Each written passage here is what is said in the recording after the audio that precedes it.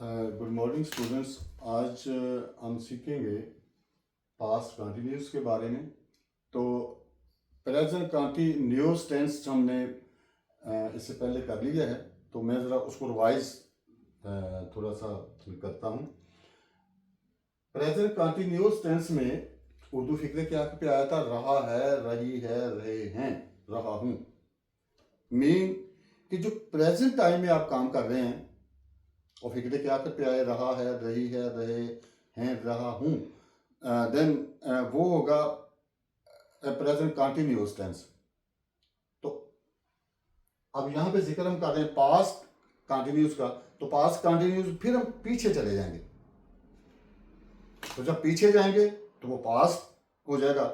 तो past tense में उर्दू फिक्र के आखिर पे आएगा रहा था, रही थी, रहे थे।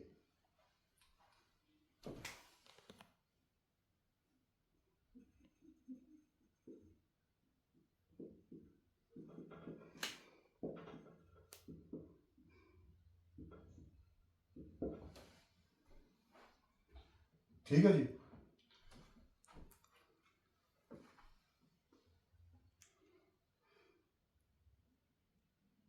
वो हाथ धो रहा था। ठीक है जी, वो हाथ धो रहा था। अब ये कंफर्म है कि ये हमारे पास फिक्रा जो है वो पास्ट कंटिन्यूअस टेंस का है। तो इसका कुलिया क्या होगा? Simple subject plus was verb plus first form of the verb with ING plus object. Continuous tense कोई भी हो, वो प्रेजेंट कंटिन्यूस हो, पास्ट कंटिन्यूस हो, फ्यूचर कंटिन्यूस हो, प्रेजेंट परफेक्ट कंटिन्यूस हो, पास्ट परफेक्ट कंटिन्यूस टेंस हो, फ्यूचर परफेक्ट कंटिन्यूस टेंस हो, वर्ब की पहली फॉर्म के साथ आईएनजी ही लगेगा सारे प्रेजेंट कंटिन्यूस टेंसेस में। तो चूंकि ये हम कर रहे हैं पास्ट कंटिन्यूस टेंस, तो इसमें हेल्पिंग वर्ब लगेंगे वाज वार। तो इनका इस्तेमाल भी हम देख लेते हैं। वाज लगेगा आई, ही, शी, इट और सिंगुलर नेम के साथ।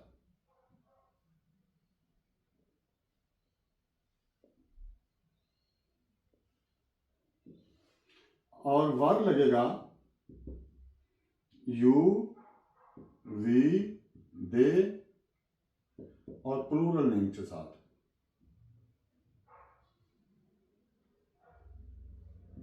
ठीक है जी, ये तो कंफर्म हो गया कि वाज किन किन पर्सन के साथ लगेगा और वर्ब किन किन पर्सन के साथ लगेगा।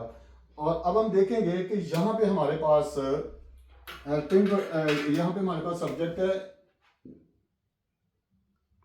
ही, धोना वर्ब है, और हाथ ऑब्जेक्ट है। ही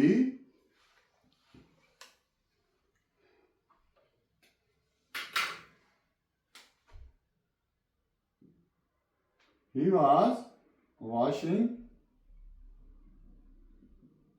hands।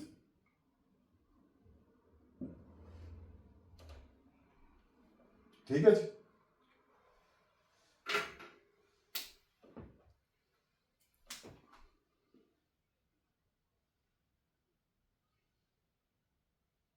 हम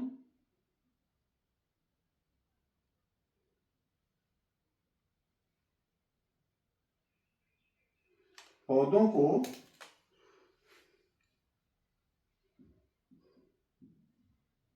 पानी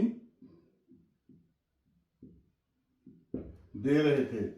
हम इज अ सब्जेक्ट, पानी देना वर्ब और पौधे इसमें ऑब्जेक्ट है। वी के साथ वर्ब लगेगा, वी वर वाटरिंग। यहां पे ए में आवाज ओ की देनी है, इसको अपने वाटर नहीं पढ़ना, वाटर, वाटर, वाटरिंग या गिविंग वाटर भी आप लिख सकते हैं। अमूमन पौधों को, दरख्तों को पानी देने के लिए, खेतों को पानी देने के लिए वाटर एज अ वर्ब ही इस्तेमाल होता है। तो अगर मैं यहां पे ये काट भी दूं तो फिर भी नहीं होगा। River watering, watering the plants,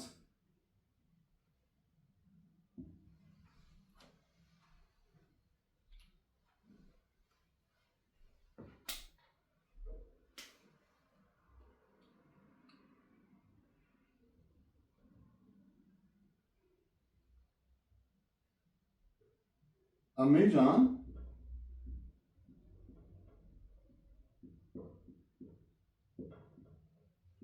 चाय बना रही थी। द मदर, इसको आपने क्या पढ़ना है, द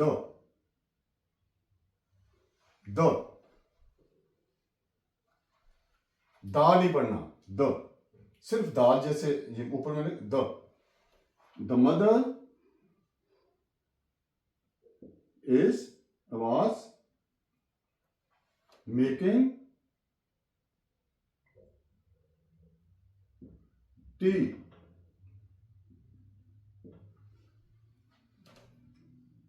बिल्ली दूध पी रही है।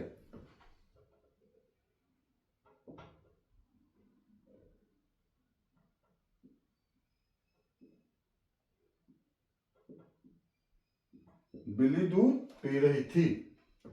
द कैट was drinking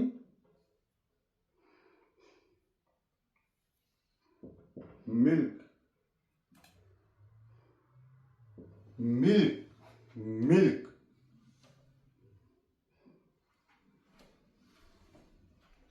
ठीक है जी, ये थे सिंपल। यहां पे कुछ सेंटेंसेस आपने खुद से बनाने हैं और उनकी प्रैक्टिस करेंगे आप। तो अब हम आते हैं नेगेटिव की तरफ।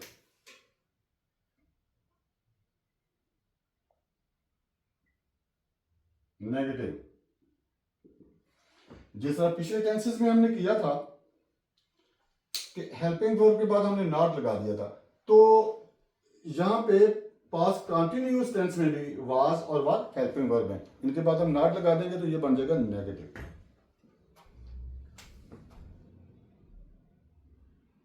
Subject plus was not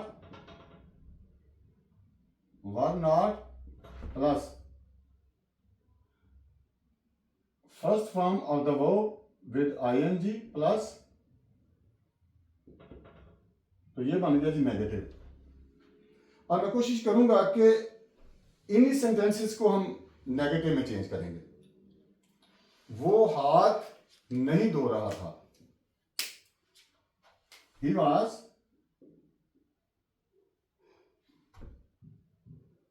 not washing hands। वास के साथ हमने क्या ऐड कर दिया, नॉट। हम पौधों को पानी नहीं दे रहे थे। We were not watering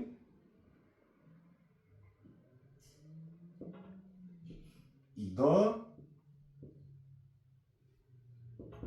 plants।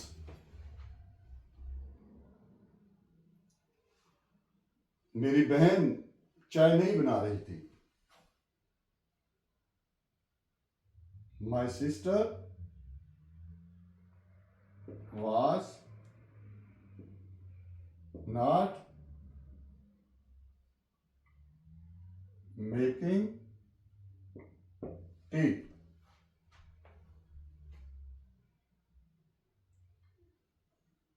बिल्ली दूध नहीं पी रही थी। The cat was not drinking milk।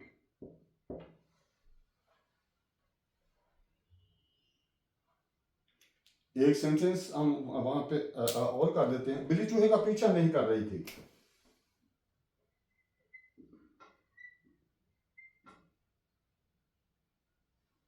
बिल्ली चूहे का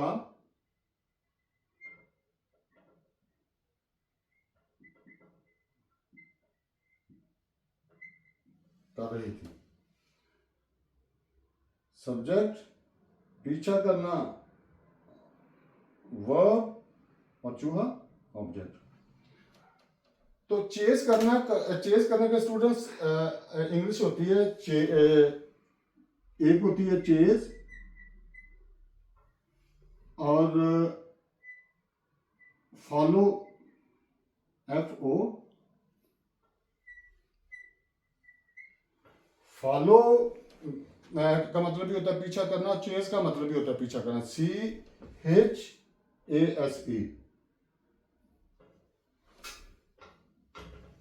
जरा मैं इसको क्लियर कर देता हूं। Chase CHASE chase. तो इनमें डिफरेंस क्या है?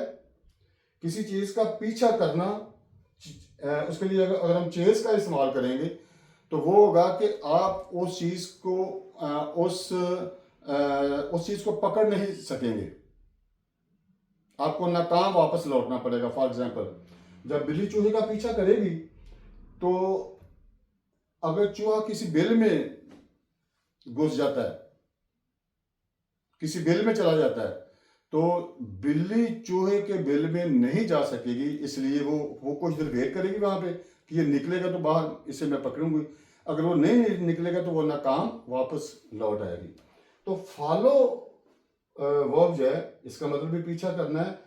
ये वहां पे इस्तेमाल किया जाता है कि जब किसी का आप पीछा कर रहे हैं तो उसको आप पकड़ के फिर छोड़ेंगे,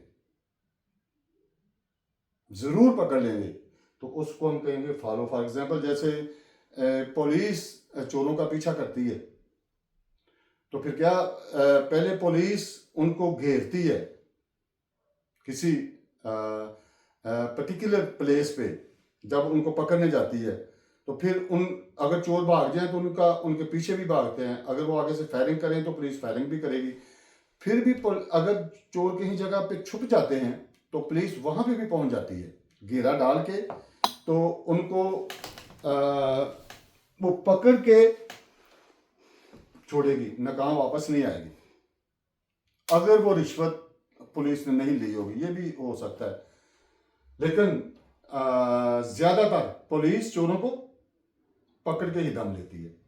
तो यहाँ पे चूंकि पीछा करने के लिए हम वर्ब यूज करेंगे चेस, क्योंकि बिल्ली तो नहीं बिल में जाकर पकड़ सकेगी। वो कोशिश पूरी करेगी लेकिन नाकाम वापस आएगी। The cat was chasing the rat। The cat was chasing the rat। तो इसी को हम ट्रांसलेट कर लेते हैं इधर नेगेटिव में भी। नेगेटिव में इसको द cat was not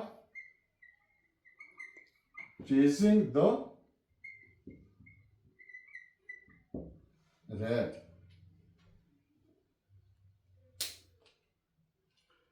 अब आ जाता है जी इंट्रैगेटिव।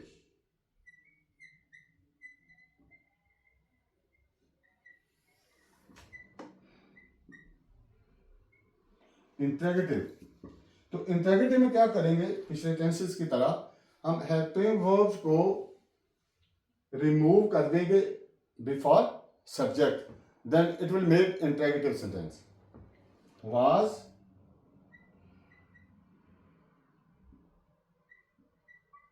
were, यहाँ पे नीचे लिख लेते हैं, was, were plus subject plus first form of the verb with ing plus object. Question mark.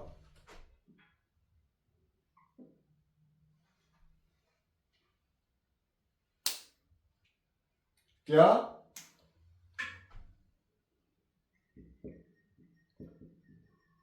बारिश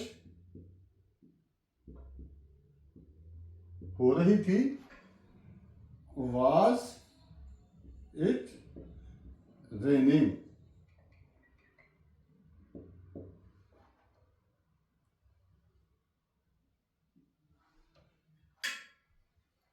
क्या तेज हवा चल रही थी?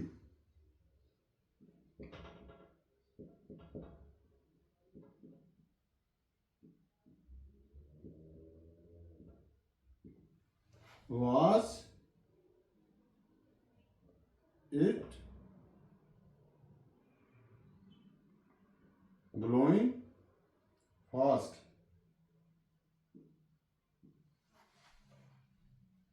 क्या बूंदाबांदी हो रही थी?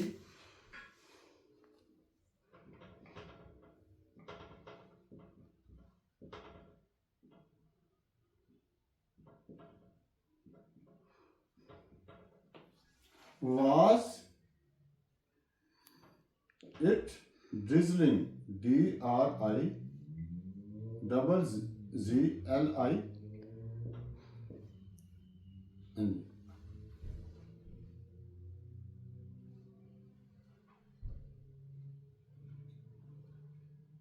क्या मूसलाधार बारिश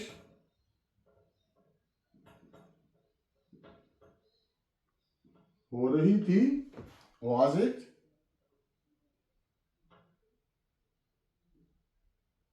raining? Cats and dogs.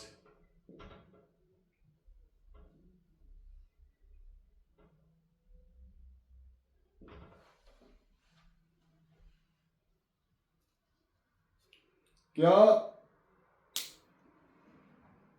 सैलाबी बारिश हो रही थी?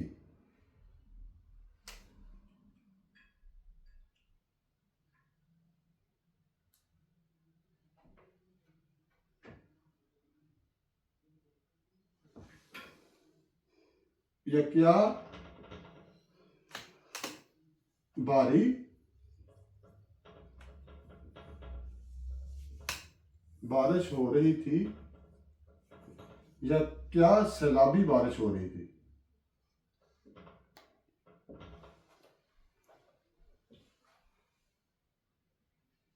Was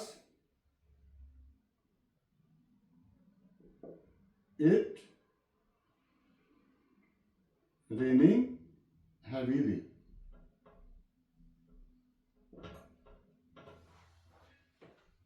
ये सब ये जब बारिश का मौसम बनता है, हवाएं चलती हैं, बारिश होती है, तो सारा मैंने इसमें लिख दिया है. सो मैंने बड़ा आसान तरीका इस्तेमाल किया है कि आपको पास कंटिन्यूस टेंस की समझ आ जाए. तो मुझे उम्मीद है कि आपको आ भी गई होगी. तो ये आप अपने चैनल को सब्सक्राइब करना नहीं भूलना. ये एक बात आपने जेल में रखनी है, ताकि आप 1000 सब्सक्राइबर का टारगेट जो है वो जल्दी से जल्दी पूरा कर सके. लाइक भी करना है और अपने दोस्तों में इसको शेयर भी करना है, ताकि दूसरों को भी इसका फ़ायदा पहुंचे.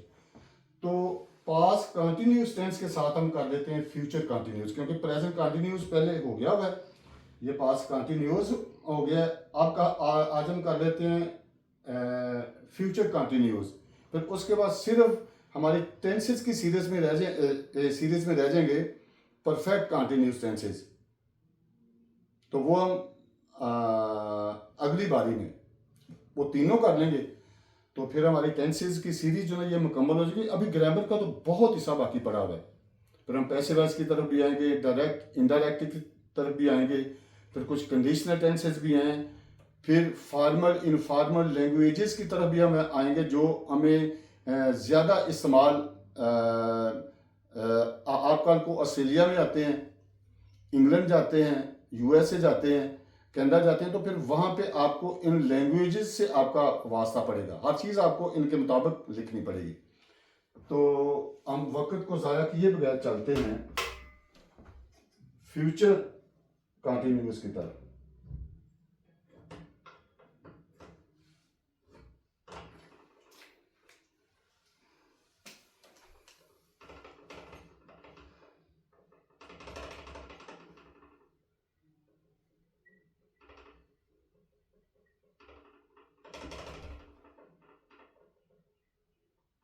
फ्यूचर कंटिन्यूअस टेंस,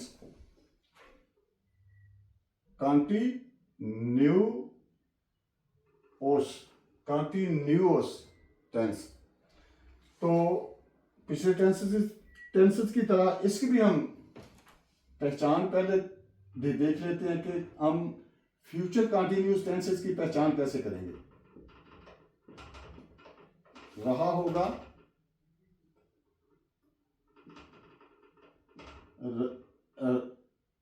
रही होगी, रहे होंगे। फॉर एग्जाम्पल, वो अपने इम्तिहान की तैयारी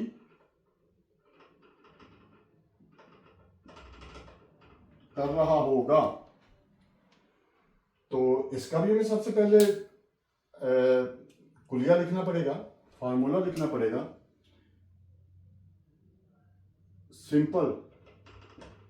सिंपल में हम लिखेंगे सबसे पहले सब्जेक्ट, तो इसमें हेल्पिंग वर्ब फ्यूचर इंडेफिनिट में हमने हेल्पिंग वर्ब का यूज किया था विल, तो बी का हम इस्तेमाल करेंगे साथ। बी आपको लेके जा रहा है कंटिन्यूअस टेंस की तरफ। बी की फॉर्म्स अगर मैं आपसे पूछूं तो मैं ऊपर लिख भी देता हूं, be was been, is was bin,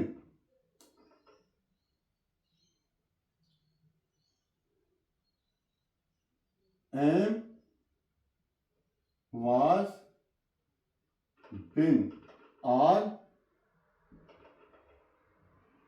were been. तो is, be, is, are, am आपको लेके जा रहे हैं किसी कंटिन्यूअस टेंस की तरफ। तो अगर बी से पहले विल लगा है तो it means it's taking you to in future continuous tense. तो सब्जेक्ट के बाद हम क्या लिखेंगे, विल बी,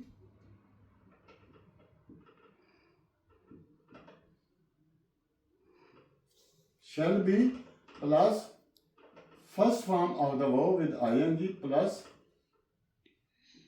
object।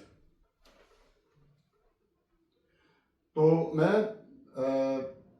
पिछले टेंस में बात कर रहा था कि कंटिन्यूअस टेंस कोई भी हो, वो प्रेजेंट कंटिन्यूअस हो, वो पास्ट कंटिन्यूअस हो, वो फ्यूचर कंटिन्यूअस हो, कंटिन्यूअस का लफ्ज जब आ जाता है तो इट मीन्स वहां पे we will use ing with the first form of the verb, यानी वर्ब की पहली फॉर्म के साथ ही ing लगेगा। इस बात को आपने अपने जहन में बिठा लेना है। तो अब हम इसको ट्रांसलेट करेंगे। ये सब्जेक्ट है, तैयारी करना ये वर्ब है, और इम्तहान जो है ये ऑब्जेक्ट है। तो अपना इसका पोजेसिव केस है ही का, उसको हम उसकी करेक्ट जगह पे उसका इस्तेमाल करेंगे। ही तो जिस तरह सिंपल सेंटेंस में हमने सीखा था कि विल और शैल का इस्तेमाल किन किन के साथ हमने करना है, आई विल के साथ हमने शैल का इस्तेमाल किया था, बाकी सब के साथ विल, और फ्यूचर कंटिन्यूस टेंस में भी उसी तरह विल भी और शैल भी का इस्तेमाल होगा। तो ही के साथ विल लगेगा, he will be preparing for, इसके साथ फॉर प्रेपरेशन लगती है प्रिपेयर के साथ, हिज एग्जाम, चूंकि ही का पोजेसिव केस है हिज।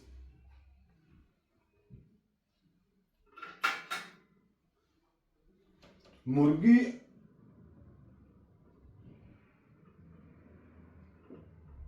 अंडा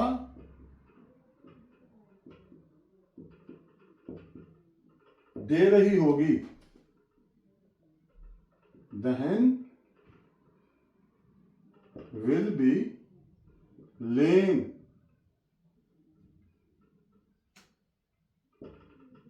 an egg।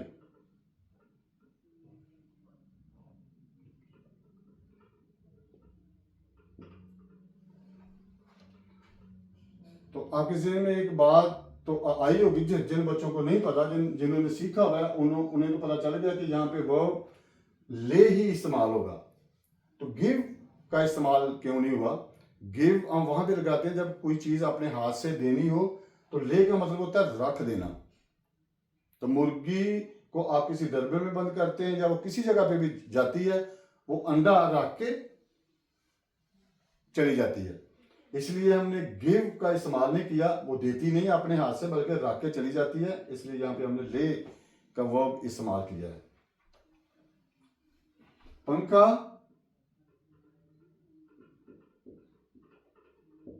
चल रहा होगा, द फैन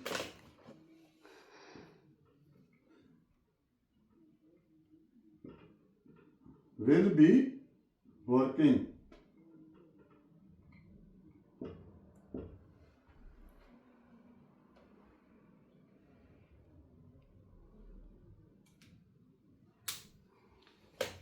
वो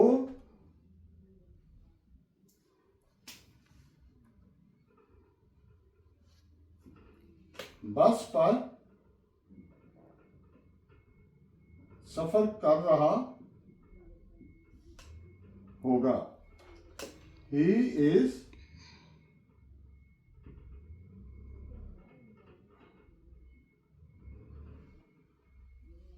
वो सब्जेक्ट है, सफर करना वर्ब है और बस ऑब्जेक्ट है। तो ट्रेवल के स्पेलिंग क्या होते हैं? TRAVEL, travelling. अब एल को हमने एम्फेसिस कर दिया है, इस पे जोर आ गया। तो इंग्लिश ग्रामर में हम क्या करते हैं, जिस भी अल्फाबेट पे थोड़ा सा एम्फेसिस आ जाए, उस पे जोर आ जाए, तो उसको हम डबल कर देते हैं। ट्रेवलिंग बाय बस।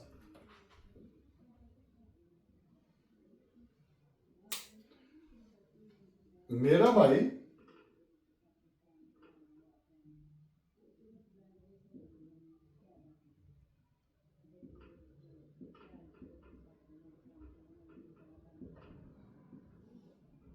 खरीदारी कर रहा होगा, माई ब्रदर, ओह सॉरी, यहां पर मैं मिस्टेक कर गया हूं, he will be travelling.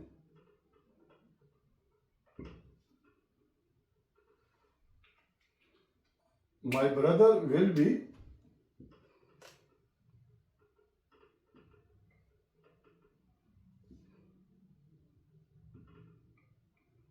shopping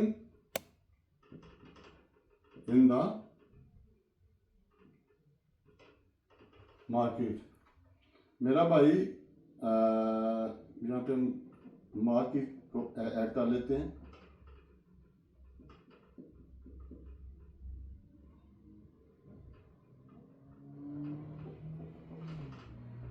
बाजार में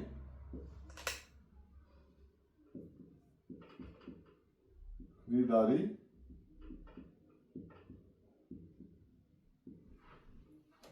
कर रहा होगा।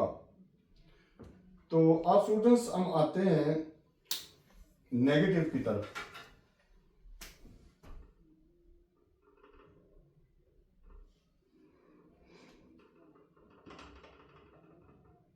तो नेगेटिव में हम क्या करेंगे, जिस तरह पिछले सेंटेंस में हमने हेल्पिंग वर्ब के बाद नॉट का ऐड कर दिया था, बिल्कुल the formula is the same in future continuous tense. Subject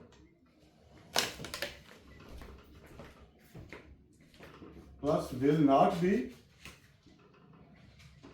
वा shall not be plus first form of the verb with ing plus object। तो अब हम इन्हीं सेंटेंसेस को नेगेटिव में चेंज करने की कोशिश करेंगे। वो अपने इम्तहान की तैयारी नहीं कर रहा होगा। ही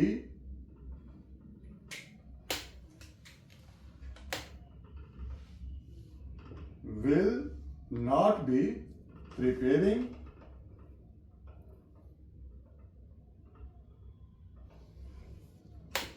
for his exam। मुर्गी अंडा नहीं दे रही होगी। The hen will not be laying an egg। पंखा नहीं चल रहा होगा। The fan will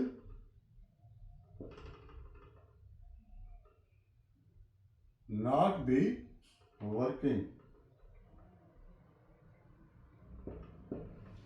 वो बस पर सफर नहीं कर रहा होगा। He will not be traveling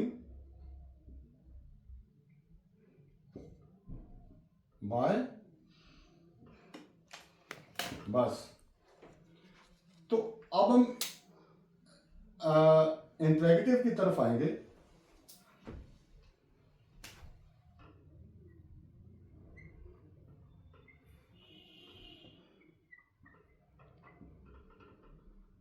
इंट्रैगेटिव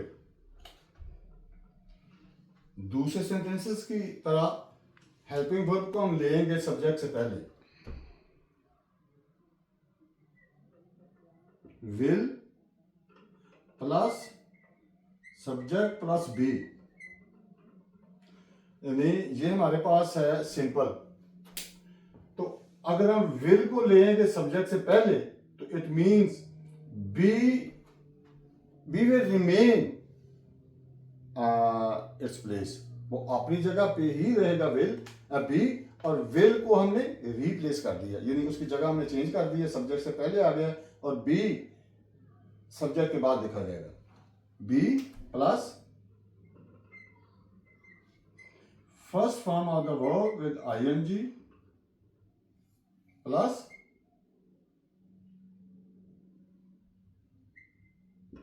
object.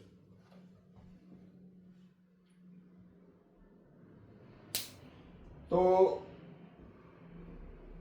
अब हम कोशिश करते हैं इन्हीं को ट्रांसलेट करते हैं इंट्रैगेटिव सेंटेंस में, ताकि आपको अच्छे तरीके से इनकी समझ आ जाए। तो हम इसको पहले चेंज करेंगे। He will be preparing for his exam. तो हमने सिर्फ रिप्लेस करना है विल को, बाकी हमने कुछ भी नहीं करना, बाकी सारा फिक्रा उसी तरह हम लिख देंगे। Will he B preparing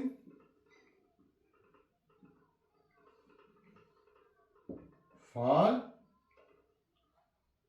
his exam. आगे हम आ जाएंगे इस सेंटेंस की तरफ। Will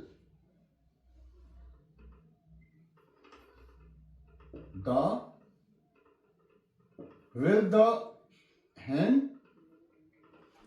laying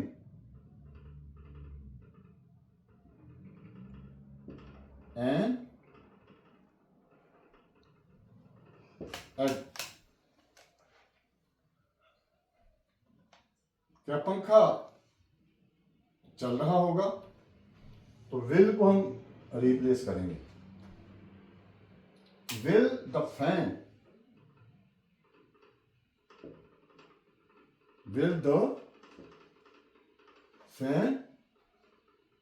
working?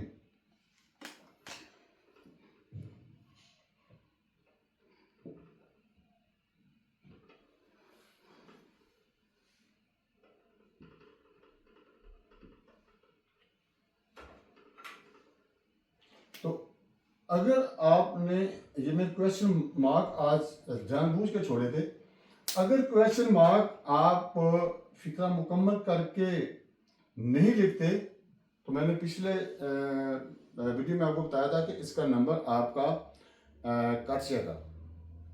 ठीक है जी। वो बस पर सफर नहीं कर रहा होगा। विल he be traveling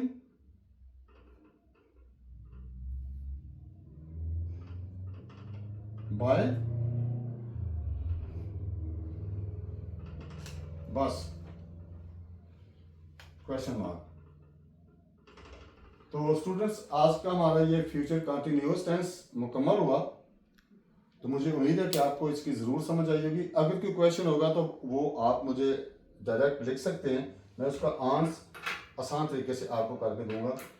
तो ये जैसे ही हमारे परफेक्ट कंटिन्यूअस टेंसेस मुकम्मल होते हैं तो फिर उसके बाद एक मैं बड़ी इंटरेस्टिंग वीडियो आपको सेंड करने वाला हूँ कि अल्फ़ाबेटिकली साइलेंट जो ना साइलेंस जो है ना वो कहाँ कहाँ पे होती है, यानी कहाँ कहाँ पे अल्फ़ाबेट साइलेंट हो जाते हैं, लिखे जाते हैं तो साइलेंट हो जाते हैं। वो मैं आपको वीडियो बना के दूंगा A to Z, ताकि अपने अपने मुल्क में रह के भी, और जब आप अपने मुल्क से किसी दूसरे मुल्क में जाते हैं, जैसे आप पाकिस्तान से हमारे इधर ऑस्ट्रेलिया में आते हैं, इंडिया से ऑस्ट्रेलिया में आते हैं, बांग्लादेश से नेपाल से, और दूसरे जहाँ जहाँ भी उर्दू हिंदी ज़बान समझी जाती है, या एशिया में किसी भी मुल्क से आते हैं, यहाँ पे बहुत सारी कंट्रीज़ के लोग हमारे पास ऑस्ट्रेलिया में रहते हैं। तो रीडिंग करने में आपको आसानी रहेगी। कोई भी वर्ड लिखा होगा आपको रीडिंग करने में मुश्किल नहीं आएगी, ना आपको लिखने में मुश्किल पेश आएगी, क्योंकि आप समझ चुके होंगे कि यहाँ पे ये वर्ड ये अल्फ़ाबेट मैंने लिखना तो है, लेकिन उसको वो बोला नहीं जाएगा। फिर उसके बाद एक दिलचस्प वीडियो आपके पास आएगी अल्फ़ाबेटिकली फोनेटिक, यानी A to Z इनकी साउंड जो है वो क्या क्या साउंड देते हैं। मैं एक चीज से आज आपको इंट्रोड्यूस करवा देता हूं। आप इसको शायद आप गलत प्रोनाउंस करते हो। ये एक्स्ट्रा है फ्यूचर कंटिन्यूस के अलावा।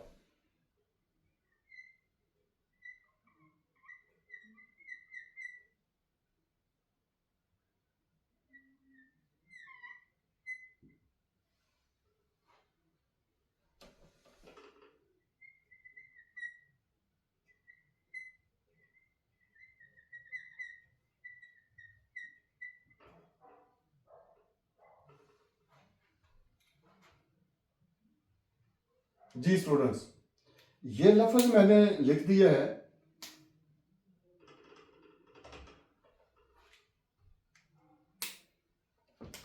इसकी इसकी प्रोनाउंसिएशन क्या होगी अकॉर्डिंग टू ऑस्ट्रेलियन एक्सेंट, क्योंकि हमारे यहाँ ऑस्ट्रेलियन और British accent are the same. Graduate, मेरा आपको बताने का मतलब भी यही था कि डी साउंड जो है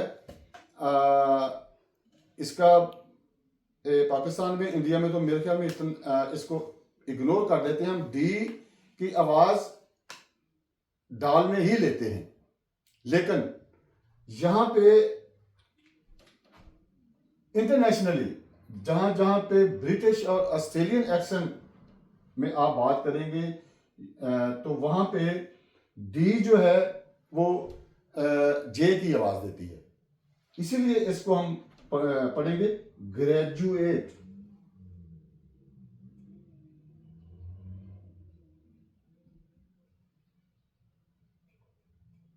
ठीक है जी।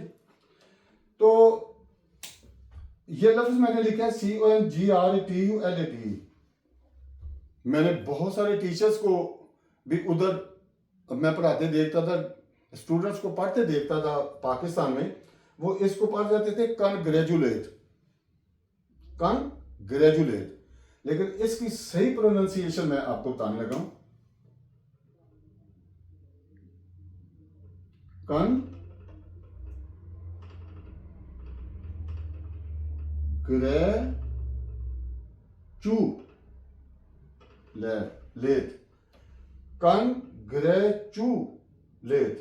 तो कॉन्ग्रेचुएट लफ्ज होता है, अगर आप इसको कॉन्ग्रेजुएट पढ़ते हैं then it will be wrong.